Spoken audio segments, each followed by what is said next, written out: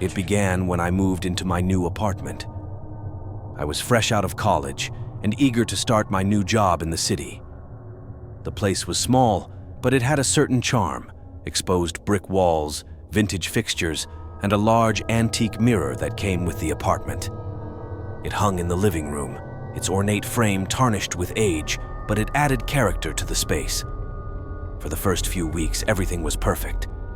I settled into my new job, made a few friends, and felt like I was finally on the right track. But then, strange things started happening. It was subtle at first. I would catch glimpses of movement in the mirror out of the corner of my eye, but when I turned to look, nothing was there. I brushed it off as my imagination, a trick of the light. But then I started hearing whispers. Late at night, when the city was quiet and my apartment was still, I would hear faint murmurs coming from the living room. I couldn't make out any words, just a low, constant whispering that seemed to come from the mirror. I tried to ignore it, telling myself it was just the old building settling or the neighbors making noise. But deep down, I knew it wasn't. One night, I decided to record the sound. I set up my phone on the coffee table and let it run while I went to bed. The next morning, I played back the recording, half expecting to hear nothing. Instead, I heard the whispers. They were faint, but unmistakable, and they were saying my name. Daniel. Daniel. A chill ran down my spine as I listened. The whispers grew louder, more insistent, until they were almost shouting. Then, abruptly, they stopped. The silence that followed was deafening. I tried to convince myself it was a prank, maybe a neighbor messing with me. But who could know my name? I didn't have any enemies, and I hadn't told anyone about the whispers. I decided to confront the mirror. That night, I sat in front of it, my phone in hand, recording again. I stared into the glass, watching my own reflection. For a while, nothing happened. But then, the whispering started. Daniel. Daniel. I leaned in closer, my heart pounding. The whispers grew louder, and I saw something moving behind my reflection. It was faint, like a shadow, but it was there. As it moved closer, I could make out the shape of a person. "Who are you?" I asked, my voice trembling. The whispers stopped, and for a moment, there was only silence. Then the shadow spoke. "I am what you fear most," it said, its voice cold and hollow. "I am the darkness inside you, the thing you cannot escape." I felt a surge of panic and tried to look away, but my eyes were locked on the mirror.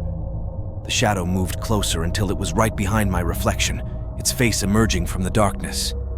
It was me, but twisted and grotesque, with hollow eyes and a cruel, twisted smile. "You cannot escape me," it whispered. "I am you." I stumbled back, breaking the trance, and the whispers stopped. I looked around the room, my heart racing, but everything was as it should be. The mirror was just a mirror again, my reflection normal, but I knew what I had seen. I moved out of the apartment the next day. I didn't care about breaking the lease or losing my deposit. I just needed to get away. I found a new place on the other side of the city, far from the old apartment and that cursed mirror. For a while, everything was fine. The whispers stopped, and I started to feel like myself again. But sometimes, late at night, I hear them. Faint, almost inaudible, but there, whispering my name, reminding me that I can never escape. I threw away the mirror, but the darkness inside me remains. I see it in every reflection, lurking just out of sight, waiting for the moment when I let my guard down. And I know deep down that it will always be there.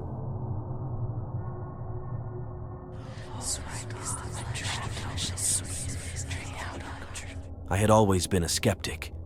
Ghost stories, haunted houses, and paranormal phenomena were things I dismissed with a laugh. They were fun to tell around a campfire, but I never believed there was any truth to them. That changed when I moved into the old Victorian house on Maple Street. The house was beautiful, but dilapidated. It had been vacant for years. and I saw it as a project, a chance to restore a piece of history. The price was a steal, and I couldn't resist. The first few months were spent on renovations, bringing the house back to its former glory. It was hard work, but satisfying. That is, until I discovered the hidden door. It was behind a heavy, ornate bookshelf in the study. I had pushed the bookshelf aside to refinish the floor, and there it was, a small wooden door, almost invisible against the dark paneling. Curiosity got the better of me, and I pried it open. The door creaked loudly, revealing a narrow staircase descending into darkness. It looked like it hadn't been used in decades. Armed with a flashlight, I cautiously made my way down. The air grew colder with each step, and a damp, musty smell filled my nostrils. At the bottom of the stairs was a small, forgotten room. It was empty except for an old wooden chair and a large mirror leaning against the wall. The mirror was covered in a thick layer of dust, and the glass was cracked in several places. Despite its age, the frame was intricately carved with strange symbols I didn't recognize. I should have turned back then, but something compelled me to stay. I wiped the dust off the mirror and stared at my reflection. For a moment, everything seemed normal, but then I noticed something behind me, a shadowy figure standing at the edge of the room. I spun around, my heart pounding, but there was nothing there. When I looked back at the mirror, the figure was closer. It was a woman, dressed in old-fashioned clothing, her face pale and gaunt. Her eyes were hollow, and her expression was one of sorrow and anger. I stumbled back, dropping the flashlight. The room was plunged into darkness, and I felt a cold hand grip my shoulder. I screamed and scrambled up the stairs, slamming the door shut behind me. My heart raced as I leaned against the door, trying to catch my breath. The house was silent, but I could feel the woman's presence like a weight pressing down on me. That night, I couldn't sleep. Every time I closed my eyes, I saw her face. I decided to research the history of the house, hoping to find some explanation. What I found was more horrifying than I could have imagined. The house had once belonged to a wealthy family in the late 1800s. The youngest daughter, Emily, had gone missing, and despite extensive searches, she was never found. Her disappearance remained a mystery, and the family eventually moved away, leaving the house abandoned.